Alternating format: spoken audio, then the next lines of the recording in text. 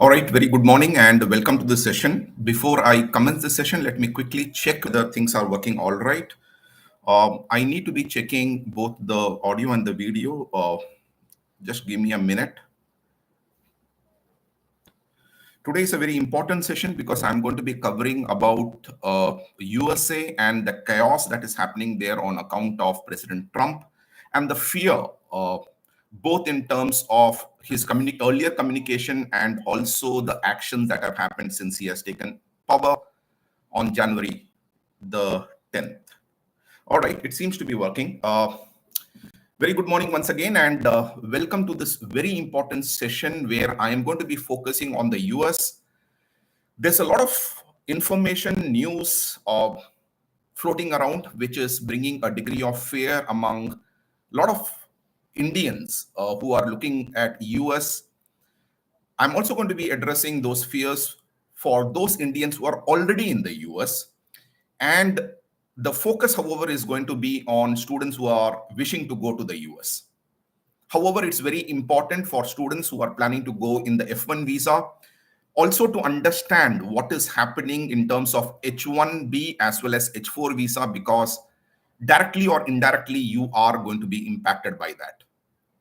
One of the very important suggestions which I have is please keep a track of the developments which are happening, because the strategy that you need to employ right now is going to be based on that and based on what can be expected by the signals and the actions being highlighted by the Trump's second administration.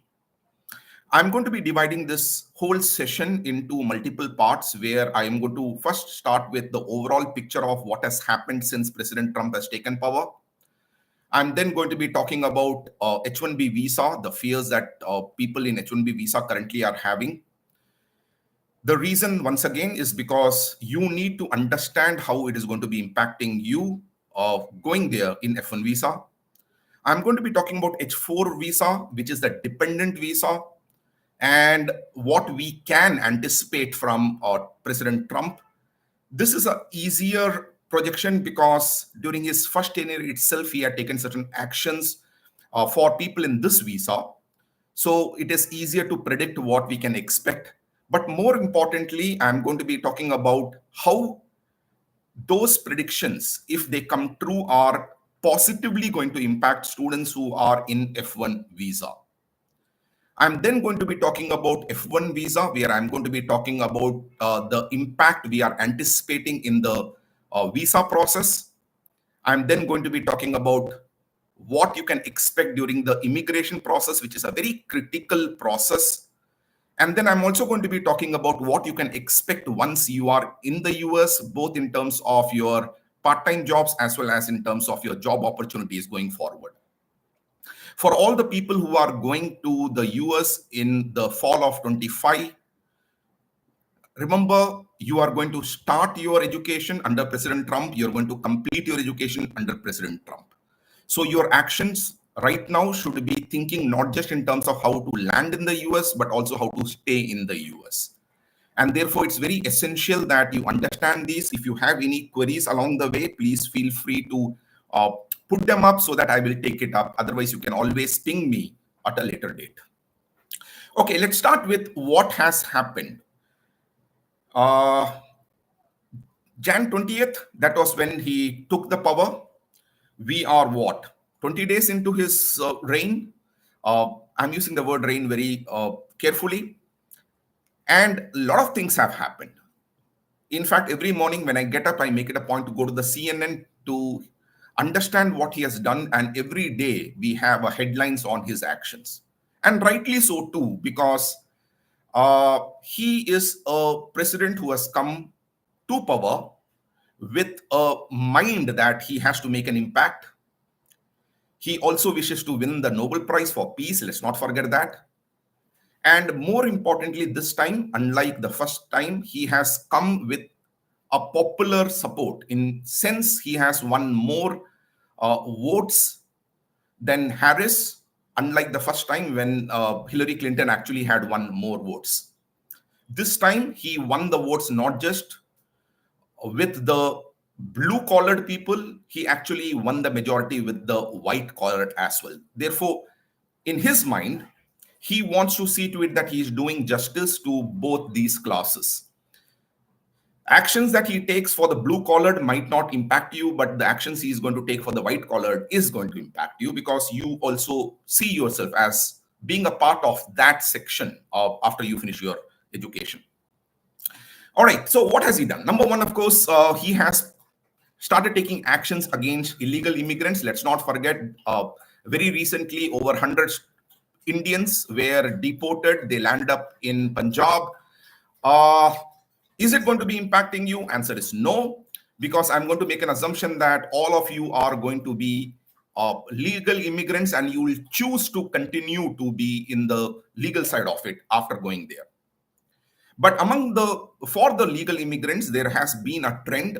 There is increased demonstration of discrimination by local people too. This is expected because let's not forget, the impression there, especially among the natives, is that Indians are coming and taking away the jobs. However, this is limited to certain states, which I called as Trump states, where discrimination has always been there, are chiefly targeted towards the blacks. Now, browns, that is, we Indians, are also caught in that net. But this is not something that is across. There are a lot of states where diversity already exists, and therefore the level of discrimination that you will feel there is going to be a little limited. What is the learning there? Learning there is very simple. When you are opting for the colleges, you need to see if you are okay with colleges which are in these states where the level of discrimination is not very high, and therefore you don't feel the heat of it once there. Actions have started being taken against legal immigrants, students with F1 visa who have been breaking laws. This includes people who have been working for part-time outside the campus for cash. Now, why is it important for you to know of this? One, of course, I'm sure you're aware that it risks your legal status. You could be deported. But that is only one side of the story. It's very important for you to understand the process, because understanding of this process will make you understand how it can be a big challenge for you. Normally, for example, if I were to accuse you for having committed a crime, it's my responsibility to prove the fact that you have committed the crime. But there are certain laws where if I were to accuse you of committing the crime, the responsibility is on you to prove that you have not committed the crime. Now, do understand there's a big difference between the two. In the first side, I have to prove. Second side, you have to prove the negative, and that's not going to be easy. For example, if I am a member of the ICE and I stop you and I say that, look, you have been working part-time outside the campus, how do you prove the fact that you have not been working outside? And more importantly, remember, you don't need to convince them. You can be held, and then till you prove the fact that you are innocent, and the burden of proof is huge, which basically means that all your actions should be very careful. Try not to break any law. In effect, try not to come in the limelight in this way. Now, there is a small risk there. Understand, if they want to deport you, they are going to be scrutinizing everything of you, your history. And if they do find anything which they can blame it on you, and you are not able to prove to the contrary, the headache is going to be yours. This could include, for example, the complaint that you have cheated on tests like GRE or TOEFL, because let's not forget, GRE at home and TOEFL at home have unfortunately taken a wrong path. And this is not just speaking from thin air. In the past, there have been cases of deportations, in fact, mass deportations of students who have been, accused of copying, and this happened even in the UK. Let's not forget, about 11,000 students were deported around 2016-17. So my suggestion is very simple. As much as possible, see to it that you are not coming in the limelight. See to it that you are in no way being scrutinized, and adhere to all the rules that are there. One more development that is happening is they are cutting down budgets for the government. And now this is being led by Elon Musk. Now, does that impact you? Answer is yes. Let's not forget the fact that a lot of jobs, including internships, are given by those companies which are getting projects from the government.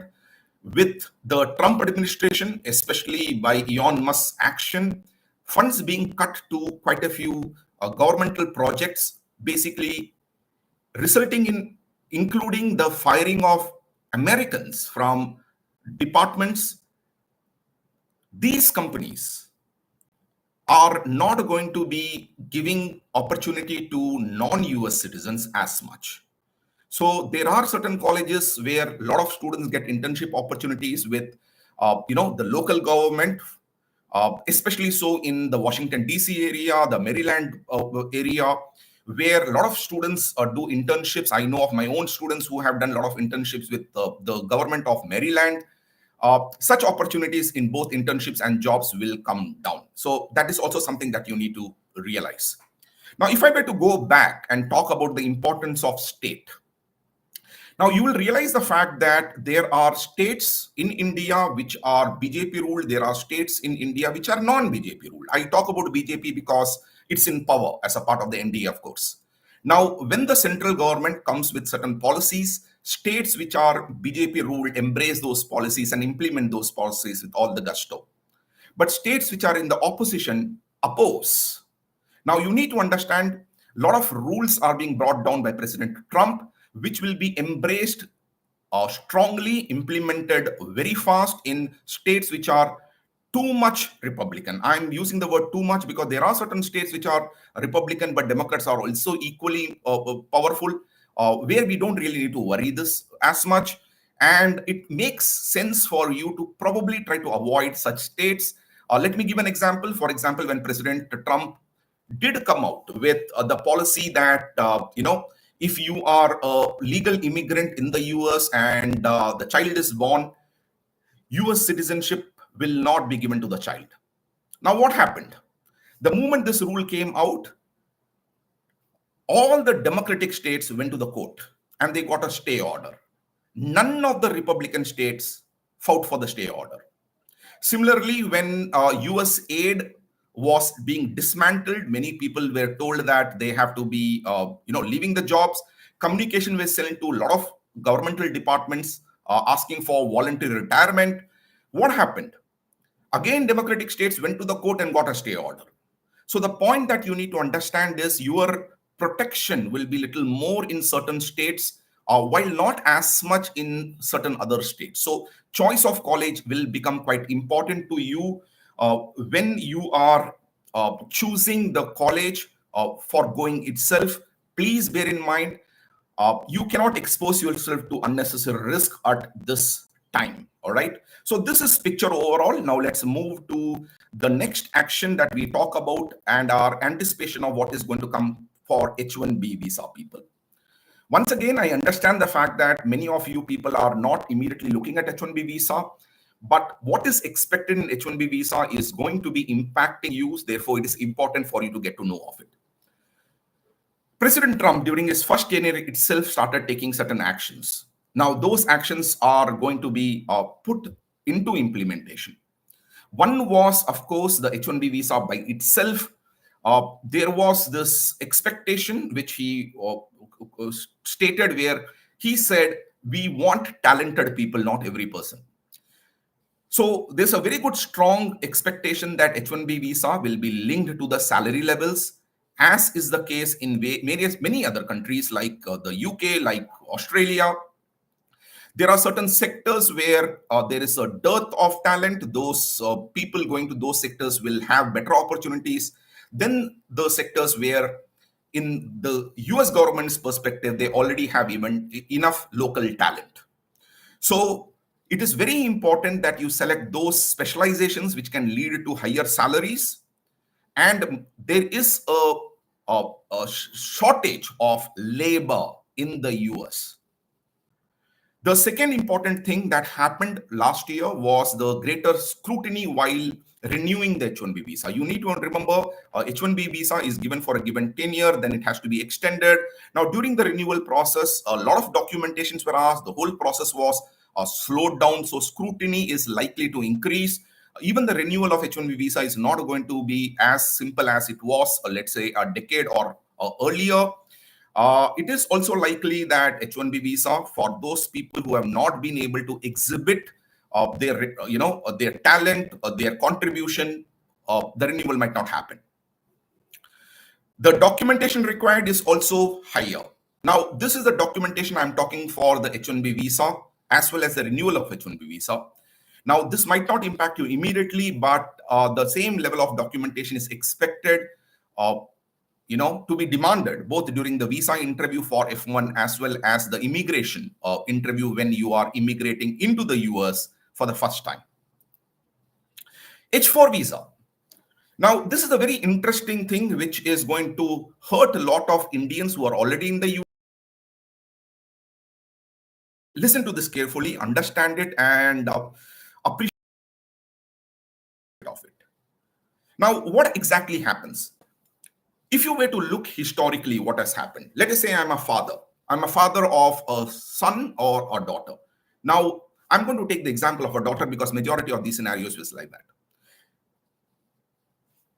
Not in the last 2-3 years. Last 2-3 years, the demand for US grooms has come down. But before that, there was a huge demand for grooms. If I have a daughter, for example, who are in US, and my daughter, who is she?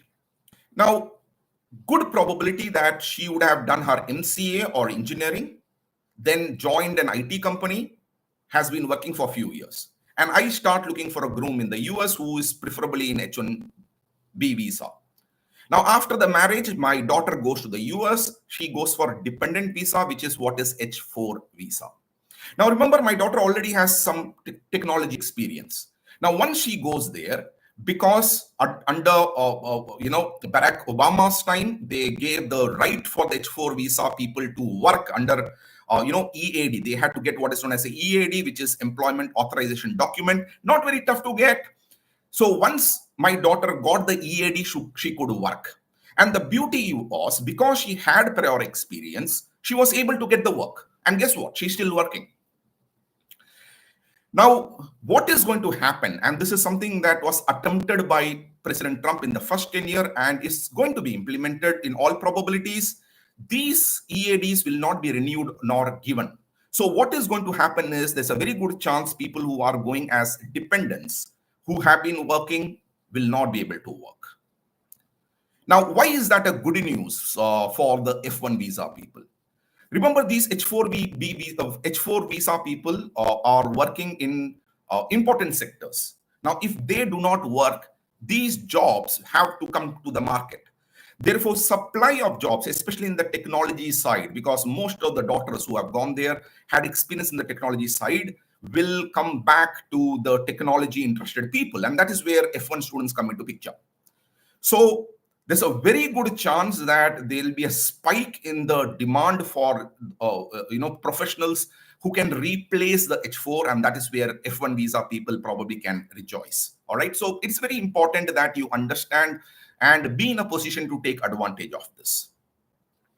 Now let's bring everything together and talk about your visa, which is the F1 visa.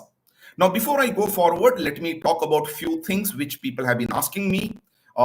The first issue is the OPT. Will OPT continue?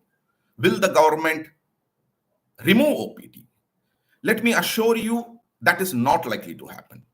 The reason is very simple. Education contributes a lot to the US economy. It's a big money-making business. Many of the colleges depend on international students who pay higher to generate the revenue which helps them subsidize education, research, and various other things. So if the US government were to initiate the plan to discontinue this market will collapse. And how can I be very sure? Because in the past this happened. In the past, UK actually removed the work visa under the student route. All right, which means once you finish your master's, UK government said, pack your bags and go back to your home country. And you know what we did? We said, then why will we come there? And the market for education collapsed in the UK. Even in the UK, education is a big business. And when that took place, UK government had to bring this back again. So once bitten, twice shy. There's a recognition in the US also that this model will not work without OPT. Therefore, will OPT be removed? Answer is no. Having said that, it is essential to understand that after OPT, the transition to H1B will be a little tougher. Let me rephrase it, correct myself. It's not going to be little tougher. It is going to be a tough sell. What is going to happen there is that unless and until you are able to show the fact that you are good, the transition might not happen. It is going to be very, very selective. But remember, this is already the case in all the countries like the UK, like Australia. And that is going to be implemented and will impact students. Now, when you go for the visa interview, the rigor is going to be high. You will be asked for more documentation. You will be asked for funding proofs. In funding, two elements, remember, availability of funds and the source of funds. So it's very important that you have those documents which clearly highlight the fact that those funds are genuinely yours. Once again, remember, countries like Ireland, countries like Australia are already doing that. If they find that either the funds or the source of funds are not strong enough, they reject the visa. So it's likely that that will be implemented in the US. In US, the funding thing is much easier currently, but it's likely to become tougher, but might not become as tough as in Australia or Ireland for that matter. You need to see to it that you're choosing that college which is right for your profile. Going to a low-end college will improve the probability of your rejection.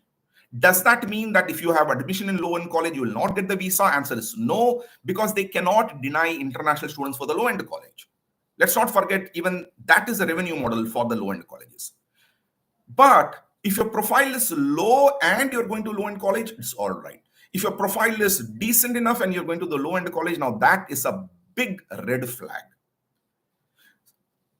Of late, in the many cycles earlier, two favorite questions have been asked. How many colleges have you been how many colleges you have applied to, and how many colleges you got admit in, and which ones are those?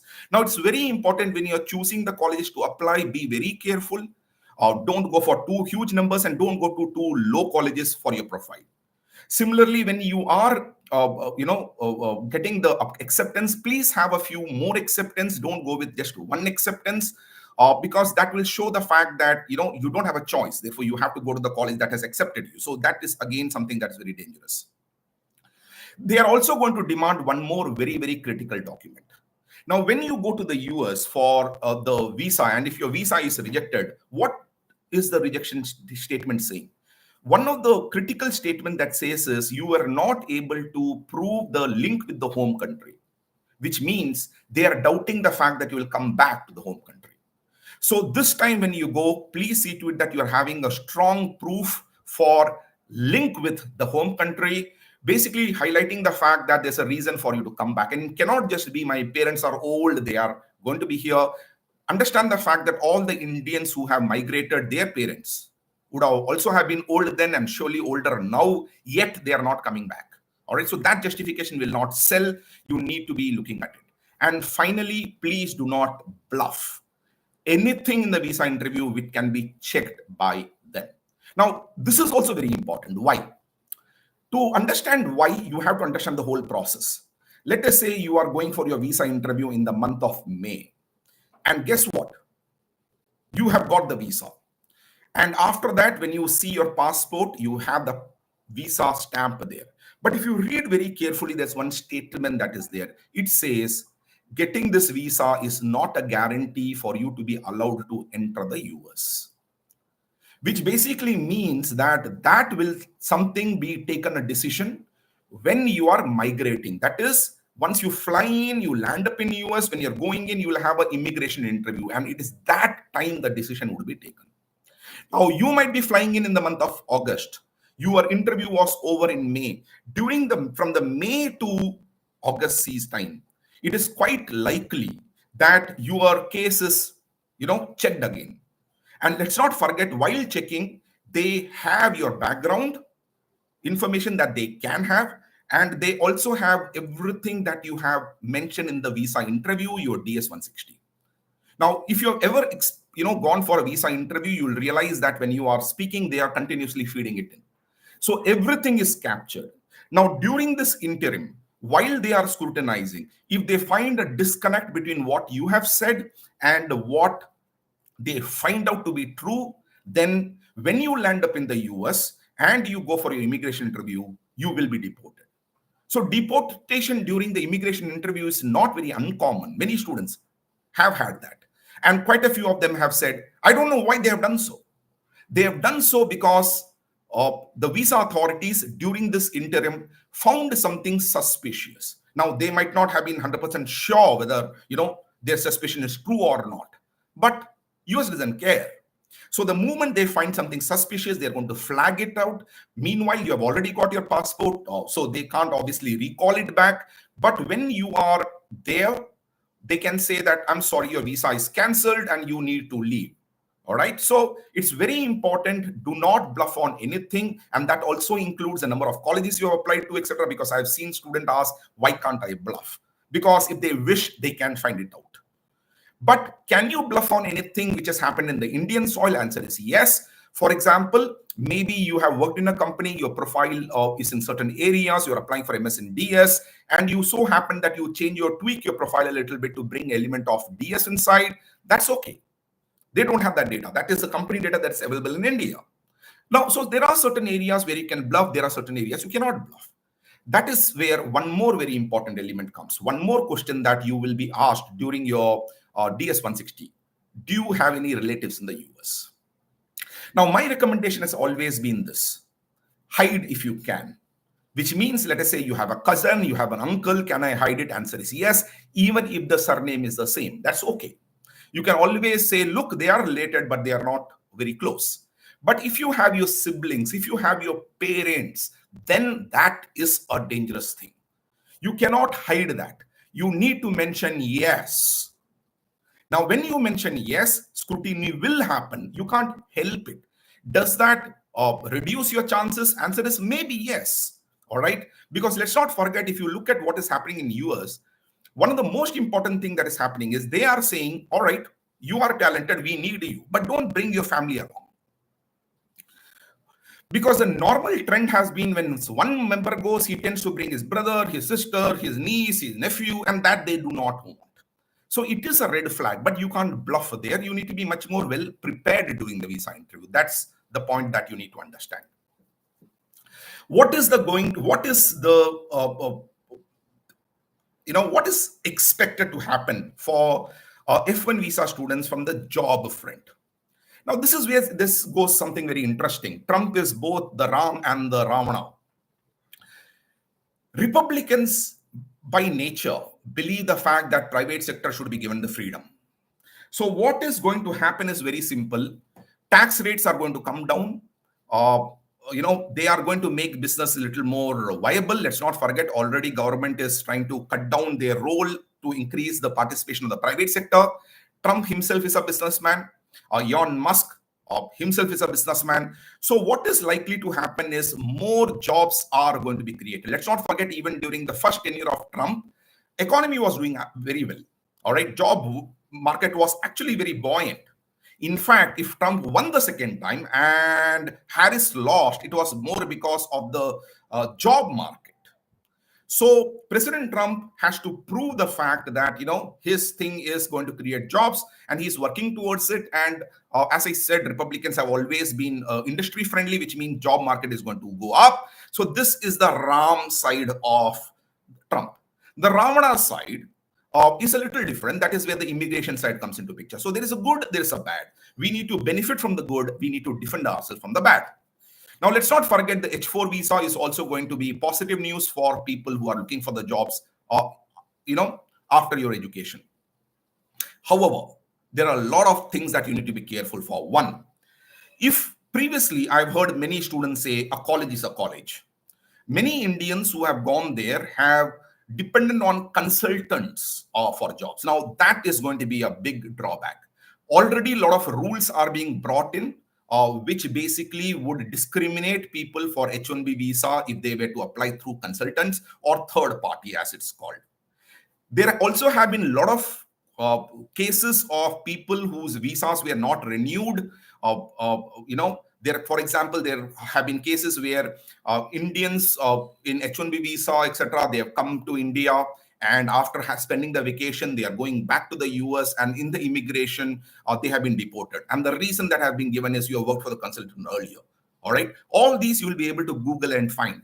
So as much as possible, you need to avoid consultants, which basically means when you go to the US, you need to choose the college right, you need to bloody work very hard, get the good internships and networking, and try to get into good companies rather than relying on consultants, which might defend you for some time, but will be dangerous moving forward. And let's not forget, H-1B visa will be a big question for people applying for those through a consultant. Jobs are very, very important. So please prefer colleges where internship opportunities and jobs are there. All right. See to it that you are going for urban colleges. See to it that you are going for cities where jobs are there. If I want to have an IT job, sitting in Patna is not going to give me. In fact, sitting in Visakhapatnam will also not give me. Sitting in Bangalore or Bengaluru would probably give me a higher probability of me getting a job. So it's very important, go for urban colleges in the right cities where those jobs are there. And it's very important to understand this. For example, if you are going for your computer science, all right? Now, computer science, you don't need to be in the real city. The reason is those opportunities are little spread out in certain states. But if you are going for an area which is related to business analytics, etc., where jobs are coming in more headquarters rather than the local offices, then it's very important you be in those cities where headquarters are there. So, which cities depends on which specialization. Avoid colleges where there are too many Indians. All right. You may think that going to such cities will basically give you the right ecosystem, but let's not forget the same Indians who are sitting around you in these colleges are going to compete against you for everything from part-time jobs, from internship and full-time jobs. Avoid colleges where there are too many better Indians. What does better Indian mean? Let us say I have a good profile, and let us say I'm a fresher. I'm passing out to 25. I'm planning to do fall 25. I go to a very good college. But that college being very good has a lot of Indians with a lot of experience also. Now they are going to have an advantage. So even if I get a 4 out of 4 GPA, I might still not be selected simply because there are better Indians. Now they might not have a GPA, but they do have a job experience. All right. So be very careful. It's good to go to a fantastic college. It's a matter of pride. But what is the value of pride if you are finally not getting yourself a job? So you need to be competitive enough. There are certain negatives which you cannot overcome. You may think I'll go there, I'll do very well, and I will stand a chance against them. You're right. But there are certain fights you cannot fight. For example, which I just mentioned, even if you have 4 GPA, you might not be able to compete with someone who has 3.5 GPA, but has good work experience. I'm going to take a moment of pause here to address one more question that many have asked. I have a job offer. And is it the right time to go to the US? Now let's try to understand. There's nothing like a right time or a wrong time. If the issues in the US were more related to recession, then that question is valid. For example, currently, let us say US is in recession. And later, it means that from recession, when the economy is down, economy is likely to go up. So you might time it in such a way that you're going there where there's a buoyancy in economy. So during that time, this question is valid. Right now, the lack of jobs or the challenges in job in US is more driven by technical advancements, more driven by artificial intelligence. So if you notice, this is not a US phenomena. This is a global phenomena which has impacted Indians as well. All right, in India. For example, if you look at TCS, you look at Wipros, these are the companies which have been a mass recruiters from the campuses. They are cutting down recruitment at lower ends because those jobs are being taken over by AI. But they are recruiting at higher ends. All right. Unfortunately, the number of people they're recruiting on higher ends is not compensating for the loss at the lower end. That is the reason why people are struggling to get jobs, even in India. So this is not going to go back. AI is only going to become much more tougher, all right, much more contributing. A lot of innovation is going to happen in AI, which means jobs on the low end will be lost. They're not going to come back again. So it is essential for you to understand that there's nothing like timing. All right. It's not that you wait for 2 years and then you see the job market becoming buoyant in the US. The second thing that you need to understand recently, I think day before yesterday, there was a news article on 700 students being fired by Infosys. And who are these students? These are students who were recruited in the campuses and given the date of joining in October 24. So October 24, they joined in and they were providing some training. And during this training period, they were evaluated and later people were dumped. All right. Now, many of these people have said, who were fired, have said that, look, the tests were too tough. So what they're implying is the fact that companies, intentionally wanted to throw the students out. So they conducted the test, which was very tough. So many failed. And then the company said, we are firing you, not because we don't want you. We are firing you because you are not competent enough. Are they right? It's not that the IT companies in the US have, in India, service companies have not used this model earlier, but I don't think in this case they are right. What has happened is that with AI taking away the low end jobs, uh, now the companies need people who are a little more competent. So even if you have a job, two things that you need to take care of. Number one, the jobs are in those sectors which are growing, which use technology rather than which can be replaced by technology. Let's not forget, many companies in India and abroad have fired en masse people, including experienced people from certain departments where automation and AI have been aggressively utilized. So if you are getting a job in a good technology, in an evolving technology, or in a good brand, then it might actually make sense for you to stay back and then go at a later stage. But if you do have a job and you don't even know which technology you are going to go for, all right, then it's very dangerous because many things can happen. Number one, you may get a job, but you may not get date of joining. Number two, you may get the date of joining, but after the training, you might be dumped. Number three, you may get the job, you are trained, you are kept in a technology which is not growing. Therefore, your market value is not increasing because you're not learning the relevant skills. And at a later date, probably company might decide to close that department because AI can replace you. In that scenario, it might actually make sense for you to go for your master's, learn the technology where you know demand is there, and get into the job market before too many people come in. So in that sense, it might make sense for you to fly out. Now, how do you know that? Answer is simple. If you get jobs, let us say of 7, 8, 9 lakh plus, maybe you can think, because it's a very good chance these companies will put you in the better technologies. But if you are getting jobs of 4, 5 lakhs, 6 lakhs, then there's a very good chance company sees you only as a number. They are likely to put you in a technology which probably does not have too much of a demand, and or shift you from one technology to another technology without your consent. And this is very common among companies like TCS, Wipro, Deloitte, etc., etc. So please be very careful on that front as well. Avoid colleges where major recruiters are companies which depend on governmental projects. Remember, I told you about the state of Maryland. There are a lot of colleges there where the recruitment happens by companies which depend on governmental project coming from Washington, D.C.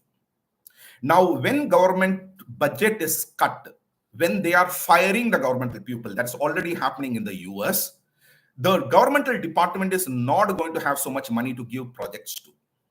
So what is likely to happen is that these projects not coming to the companies which depend on governmental project means these companies will not have the ability to take F1 students both for internship and for jobs. And that is where you need to be aware of it. Remember, this becomes all the more important for people with no experience or 1 or 2 years of experience, because in these cases, whatever jobs are coming will be taken by people with good experience and enough experience. Avoid colleges where alumni network is not very strong, which means don't take colleges which are new. Don't take colleges where the alumni have normally gone for consultant jobs. You need to go to those colleges where alumni have gone to good companies, because these alumni, they are very good and important part of your network. All right, when you are going for a job search, they are going to help you. If you are going to a college where alumni themselves have gone to consultants, how are they going to help you other than probably give you the link to the consultant whom we do not want anyway? Finally, as I said earlier, please see to it that you're selecting specializations which have higher salary potential. Uh, Select specializations which are in demand where the supply is less. Companies will normally prefer the natives over students coming from with F1 visa, because for F1 visa, there's a lot of expense, both in time and money the company would have to bear. While if there are already people from the local, then that's not required. Recently, I had a case of a student who is going to the US. She had about 8 to 10 years of experience in India in the technology side. But so the big question was, should I go for, project management, or should I go for MBA? Now, MBA, I would have normally said yes to. All right. But the fact of the matter is, MBA has become a bit more risky, not just because of OPT, because there are a lot of STEM MBAs as well. But project management would have allowed her to take benefit of her own experience, 8 and 10 years experience. So the job opportunity more. I had one more student who wanted to go to Ireland. Remember, the story is not very different from country to country. She was from the finance background. She's working in one of the PSU banks. She wanted to make a transition. She had an option of going for MS in finance or MS, the management side. I recommended finance for a simple reason. When you go to a country, all right, including in the US, and even do MBA, you will realize the fact that majority of the people end up getting jobs in technology companies as management consultants. So I recommended go for finance. So it's very important you select those specializations where you know your chances of getting a job is higher. That is not just limited to your talent, it's also to do with your skin color. Now let's talk about part-time jobs. Simple, avoid outside the campus. It's dangerous. Now, this is dangerous both in the Republican states and in the Democratic states, but surely much more dangerous in the Republican states.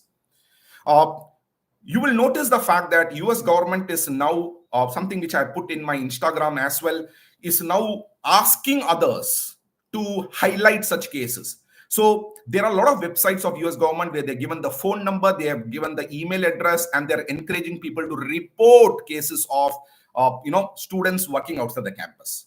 So it's quite likely I and you and I, we are batchmates, and I see you working outside and I don't like you, I can report you.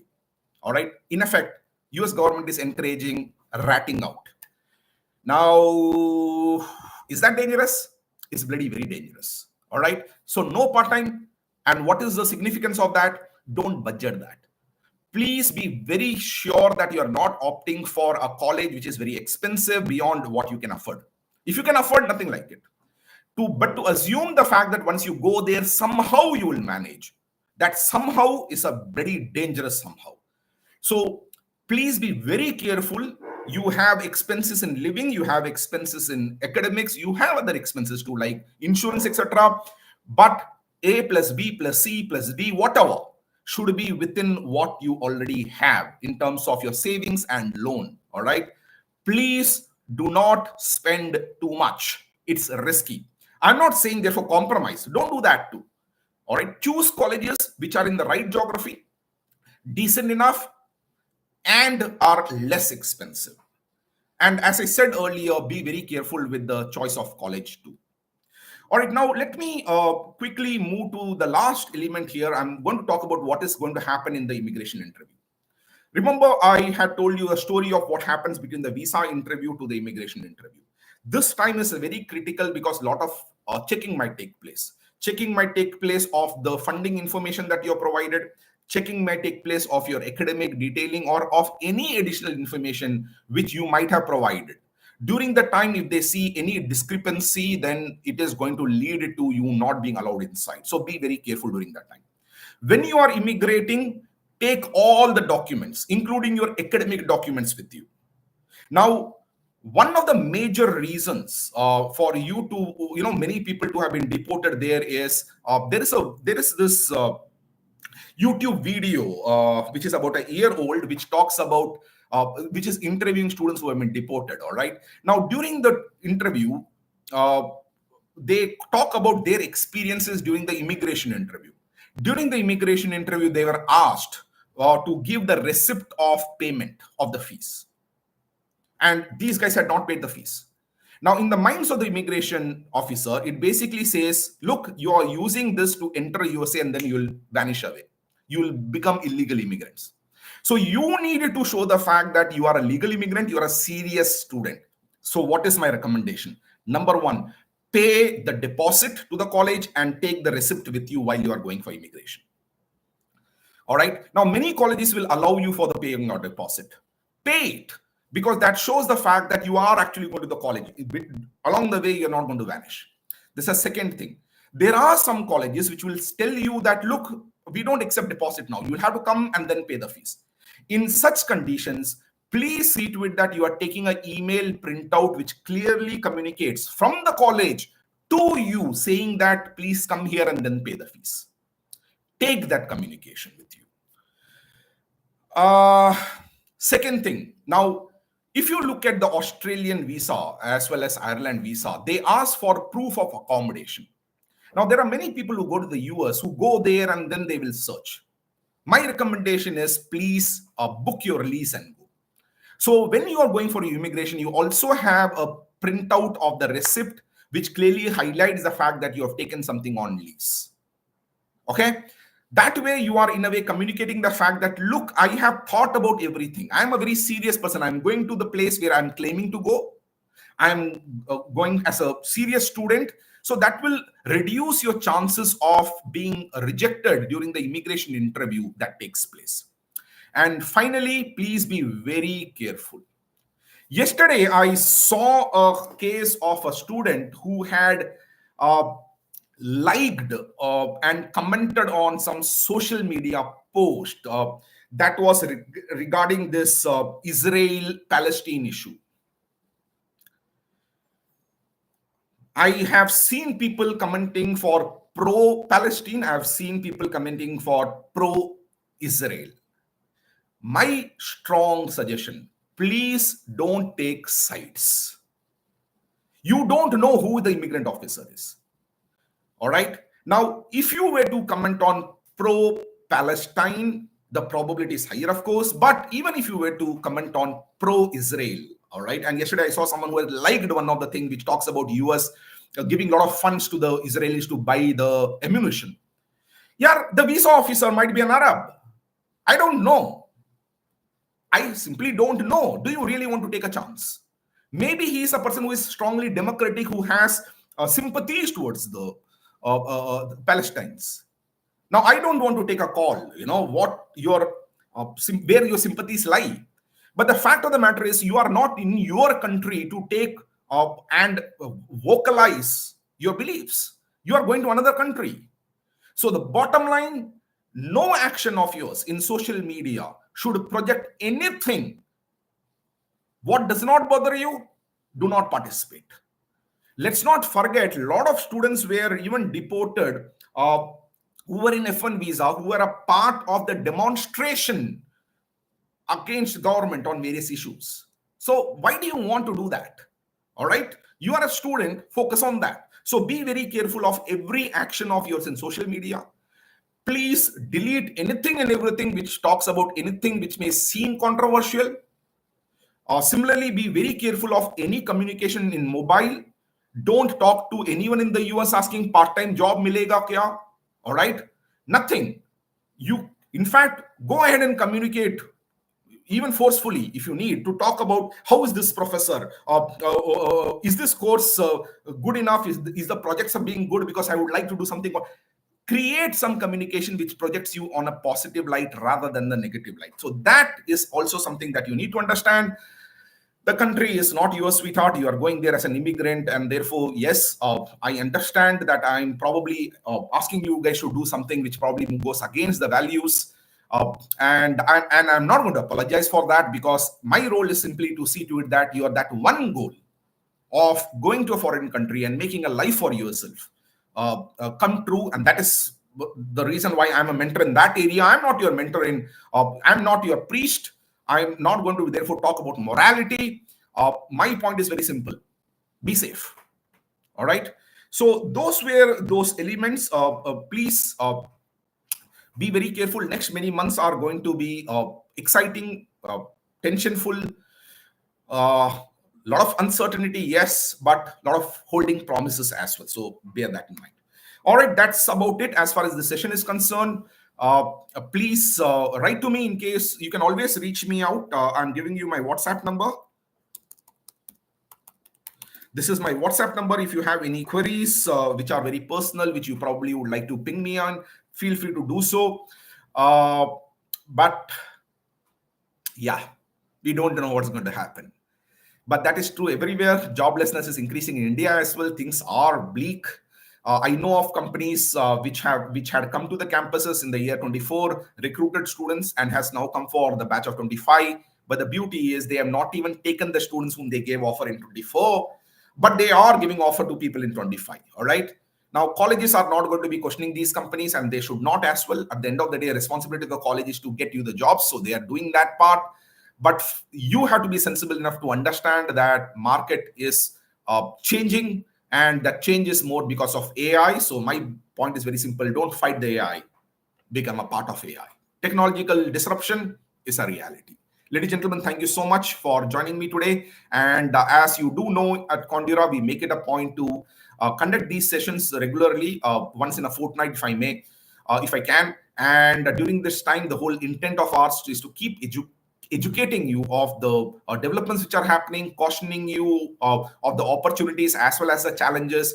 Please see to it that you are subscribing to this channel so that you get to know of it. Similarly, I'm going to urge many of you whose profiles are not very strong and you're looking forward to go to the US to keep a backup. The backup can be in terms of jobs in India, could be in terms of planning for one more alternate country as well, because it cannot so happen that if a setback comes, you don't have plan B. Plan B is very important. We are in a chaotic time right now. There's a lot of confusion across the board, including in India. We really don't know what will happen in terms of job opportunities. In India, we don't know what will happen to the job opportunities across the world. There is a lot of, fight that is going on in terms of tariff, and President Trump is responsible for quite a few of these, but he is going to be your president. So live by that. All right, guys, thank you so much.